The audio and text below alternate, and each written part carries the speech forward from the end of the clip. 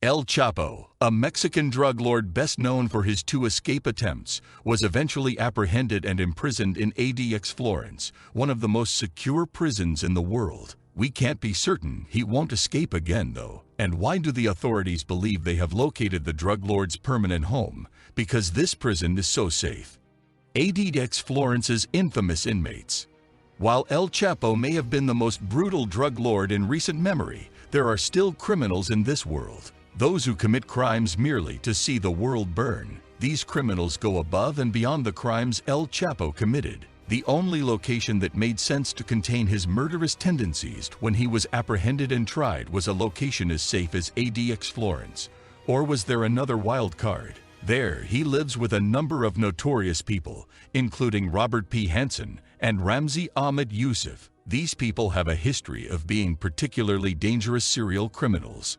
The ADX Florence's architecture. It is separated into 6 levels of security, ranging from general population to special housing unit, special security unit, or each unit, control unit, middle or transitional units, and range. The unit with the least restrictions is the general population. There is only 1 hour of recess per day and a 23-hour lockdown for all prisoners in this unit. El Chapo is not in this unit, as constricting as that may sound. The H unit of the Justice Department is a jail for criminals that have been linked to terrorist groups. Infamous individuals like Umar Abdul Muttalib reside in this unit. One of the prison's distinguishing features is that prisoners don't take showers in their cells, but rather are escorted to a bath by a shield several days a week. Also not residing in this unit is El Chapo.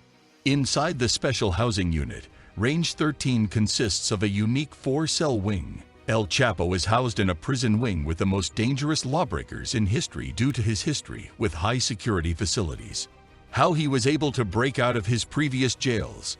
No, El Chapo did not serve out his punishment. Okay, so knowing that El Chapo's second escape from ADX Florence won't likely be staged in the same manner as his first escape, let's compare it to El Chapo's second prison escape. His capture took place on February 22, 2014, and so this time around, everybody ended up going to extreme measures to ensure that he couldn't escape, if not outright impossible. El Chapo spent 23 hours in solitary confinement in a cell with just 1 bed, 1 shower, and 1 toilet. Visits from family members had to be approved by a judge in advance. Yes, this time, nobody was taking any chances, but despite all of these limitations, El Chapo managed to escape just over a year later.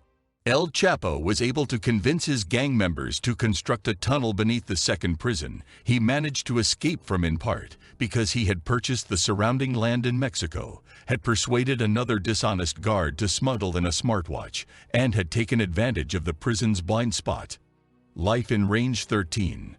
Inmates are kept in a 7 by 12 foot cell with a desk, stool, and bed for 23 hours per day. The poured concrete used to construct the cell is the same material used to construct every one of these pieces of furniture. Inmates cannot communicate with anyone outside of their own imagination because the cells are soundproof. Even if they try, inmates won't be able to hurt themselves in this cell. The only source of entertainment in the cells is a black and white TV that continuously plays daily educational and religious tapes. Each cell has a small window that only provides a view of the sky, and all of the cells are equipped with pressure pads that let the gods know exactly where each inmate is at all times. Let's say El Chapo managed to escape his jail cell by evading the steel doors, sensors, and cameras, even without the countless heavily armed guards, highly trained dogs, and the fact that Fort Carson, which is nearby, is stocked with a 4th Infantry Division, a 10th Special Forces gang, a few hundred military vehicles, and 74 combat helicopters. He would still have to contend with a 12-foot-tall razor wire fence. That now appears to be his ultimate destination. What are your thoughts on the absurd prison cell security? Please leave a comment and don't forget to like and subscribe.